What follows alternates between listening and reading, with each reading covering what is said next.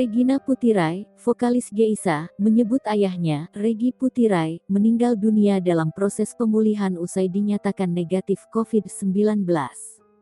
Semua bermula tatkala kondisinya mendadak drop saat isolasi mandiri. Kemudian Regi Putirai dilarikan ke rumah sakit, namun nyawanya tak terselamatkan. Ia meninggal dunia di RS Hermina Bekasi, Jawa Barat, Rabu, tanggal 21 Juli tahun 2021 pukul 16.50 waktu Indonesia Barat dalam keadaan negatif COVID-19.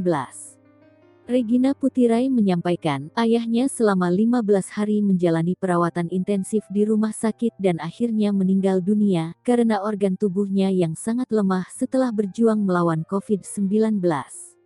Wanita 22 tahun itu hanya menerima kabar perkembangan kesehatan sang ayah dari rumah saja.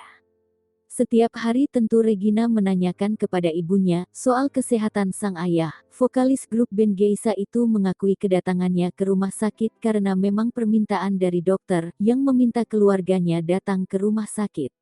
Regina Putirai menyebutkan bahwa saat melihat ayahnya dipasangkan ventilator dan terbaring lemah dengan kondisi menurun, ia sebagai manusia tidak bisa apa-apa dan menyerahkan semua kepada Tuhan.